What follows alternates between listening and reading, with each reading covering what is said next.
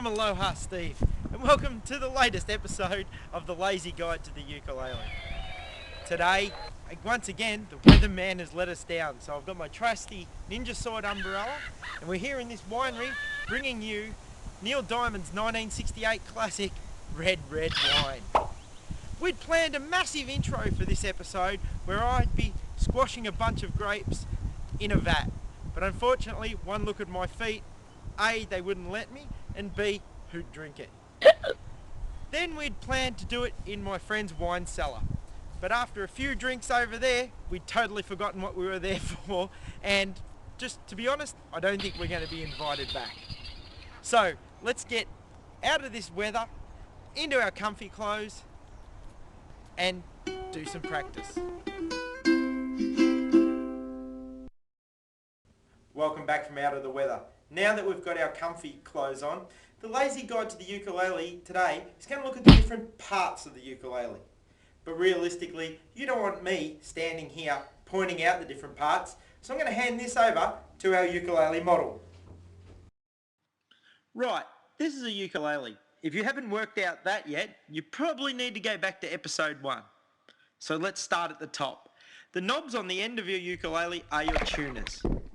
These aren't very good on a cracker, and no matter how much you twiddle them, you won't pick up your favourite radio station. The top part of your ukulele is called the headstock. This is completely useless to either lock your friends up with, or to use as a base for a soup. At the bottom of our headstock, we have the nut. Because there's only one of these, we won't be doing any jokes about nuts. Next we have the fretboard and the frets. This also includes the neck of the ukulele. Next we have, from what I can only assume they couldn't find a better name for, is the sound hole. And finally, at the bottom of our ukulele, we have the saddle and the bridge. Either way, you can't ride a horse over it. And that pretty much covers the parts of our ukulele. Now that we've done that, let's move on to our song.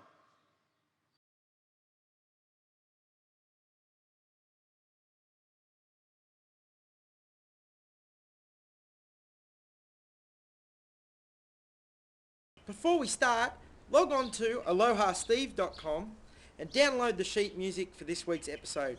It will make it that much easier to follow along and learn this song as we go.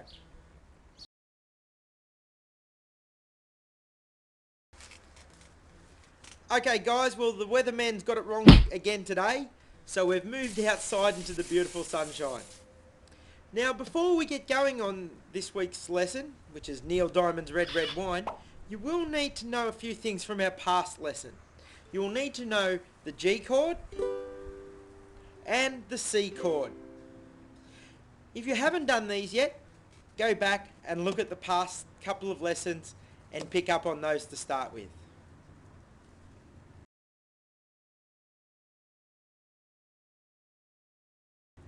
Today we're going to introduce you to a new chord, the D chord. D chord is done like this. Top string or your G string, second fret, your C string second fret, and your E string second fret. Again, G string second fret, C string second fret, and E string second fret. I play it with a single finger, but it takes a bit of practice. I use my middle finger and am able to press down on all 3 strings. It does take a bit of practice, but it does make it easier for chord changes in the long run.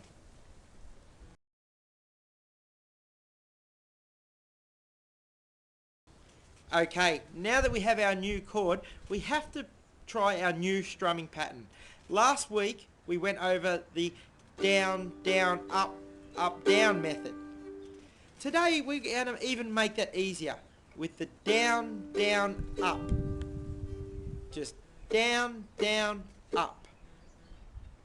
So just remember, while you're practicing this, just mute the strings lightly with 2 fingers so the chords don't ring out, and practice. Down, down, up. Down, down, up. The key to this song is the chord changes.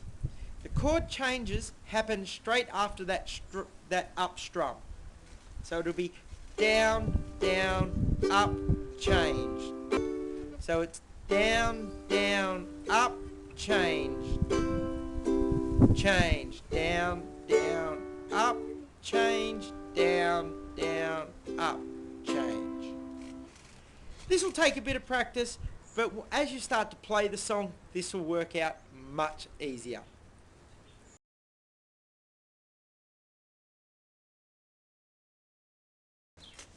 Okay guys, let's get started with Red Red Wine. One thing that you'll notice is the chord progression pretty much stays the same all the way through. G, C and D. Getting the changes right and the strum takes a little bit of practice, but once you get it, you'll get that right rhythm and the right feel to the song. So the best way to practice is just without any chord, any singing or any words, and just practicing the chord progression. G, C and D. Now it is 1 down down up strum on G, 1 down down up strum on C, and 2 on D. So it'll go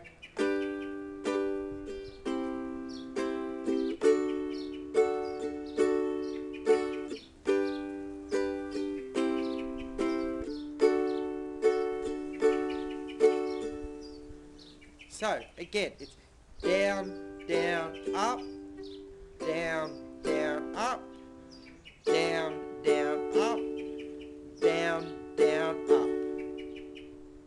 Other than one section which we'll be teaching in a moment, that just repeats all the way through.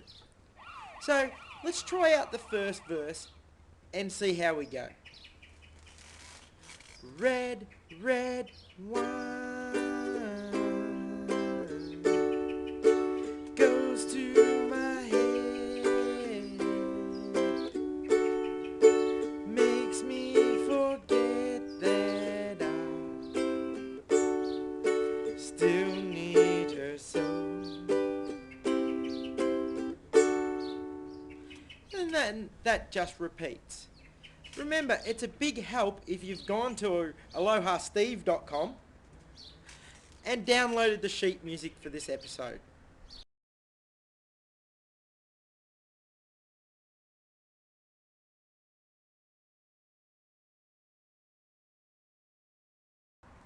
Okay guys, we have one little section left to teach you in this song. And this is the bridge section, which just is a section that just links two of the verses together. You'll notice as you go down, we're changing from our D, G, C, D progression into using the same chords but just in a different order. Let me just go through and play it for you so you can see how it works. Red, red wine, it's up to you. All I can do I've done, but memories won't go. No, memories won't go. We hold the D. I have sworn that this time the thoughts of you leave my head. So as you're following the song sheet, you just keep playing that chord until the changes indicate. Other than that, you've just learned Niel Diamond's Red Red Wine.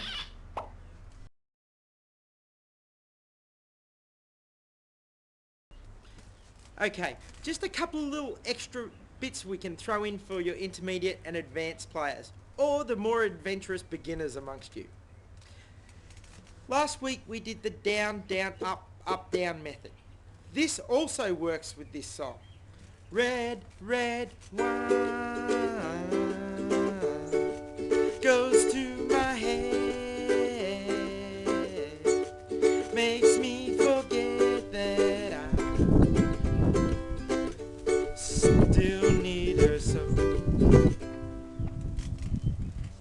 if you want to now start working on maybe a little bit of picking, there's a really easy method for this song. Will take a little bit of practice, but once you've got it, it'll just add that little depth to your playing. So we have to indicate certain fingers to certain strings.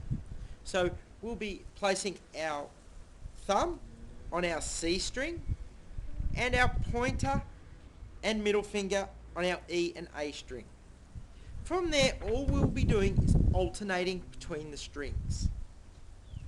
Thumb, fingers, thumb, fingers, thumb, fingers. And all we want to do is try and keep getting quicker, just switching between the two.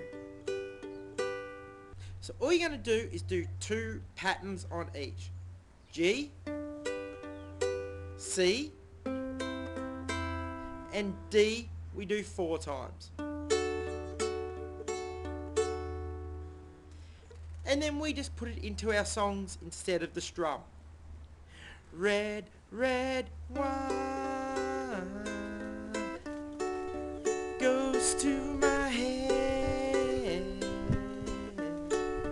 makes me forget that I still need her so. And that's Red, Red Wine.